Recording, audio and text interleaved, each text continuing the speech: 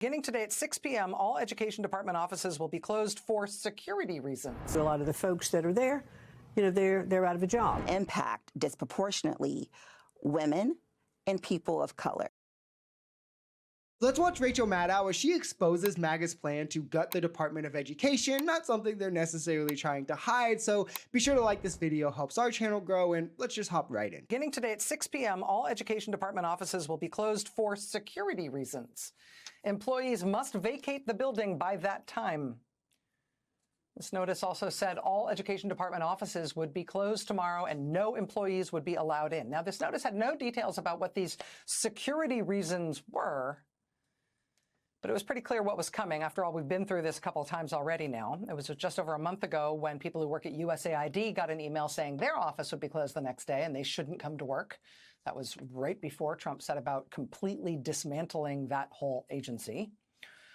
Employees at the Consumer Financial Protection Bureau, same thing, sent a very similar note saying their office would be shut for the following week, just as the White House ordered the entire agency to stop all of its work. This has been the blueprint for Musk and Trump to avoid democracy, avoid the checks and balances, and to just impound and take control over the government, announce the building for the agency to vacate, send people home, and then try and quietly fire them. Never works out like that, but shut down the agency, where they're hoping to continue this with this budget resolution that is essentially the Doge Enabling Act that will allow for Musk to continue this conquest, where we've already seen him do it to the USAID. We've already seen him do it to CFPB, and he just wants to keep going, which is why Democrats should refuse to sign it. If Republicans have the vote to pass something, then so be it. But if Republicans need Democratic votes, negotiate with Democrats. It's that simple. That's how you run the government. But it is sad that the Department of Education, which doesn't even handle curriculum to put that out there, has to be the target. Low-income students and those with special needs are going to be massively left behind by this administration. Trump Education Secretary, the billionaire pro wrestling executive Linda McMahon, announced that her department is cutting its workforce in half. They will begin firing more than 1,300 people from the education department tonight. And then, of course, she went straight to Fox News. That was the president's mandate, this directive to me, clearly is to shut down the Department of Education, which we know we'll have to work with Congress, to get that accomplished. But what we did today was to take the first step of eliminating what I think is bureaucratic bloat. And that's not to say that a lot of the folks, it's a humanitarian thing too. A lot of the folks that are there, they're out of a job. As we showed yesterday when asked, this lady doesn't even know what IDEA is, which is one of the main functions of the Department of Education. Title IX is the other. But here's the reality, how MAGA sells this as we're destroying the Department of Education to allow the states to control education because it's better at the state. It's all a lie here. The Department of Education doesn't handle curriculum.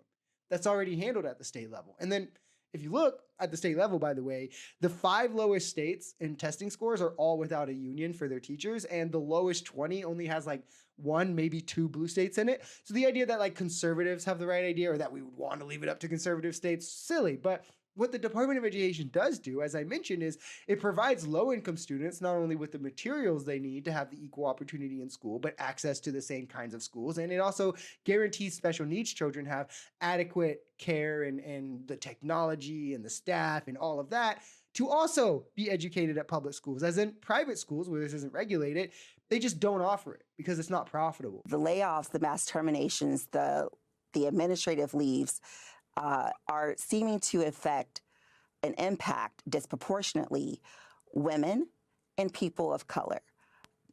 And the Department of Education should be a model employer.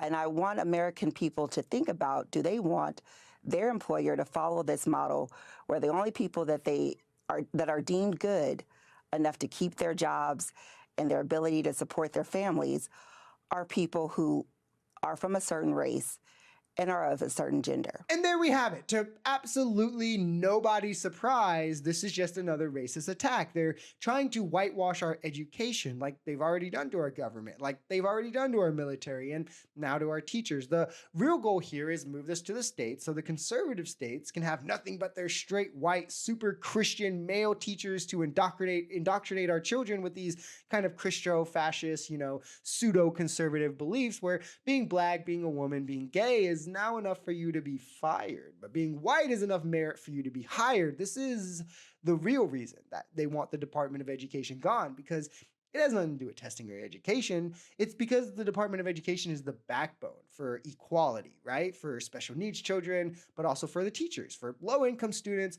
but also for like women and people of color. It's not a standard. And if you remove this backbone, you put those who rely on it at risk, where conservatives don't have solutions for special needs kids. They see education as like a profit cost analysis, and special needs kids are a profit loss, right? So they could care less about them. They have no solutions for it. They don't care about low-income students. Again, that's a loss of profit. What they're doing in my state already, you can see it with ABA for autistic children. I mean, it's egregious. I couldn't imagine this happening on a national level where there was nowhere for these kids to go.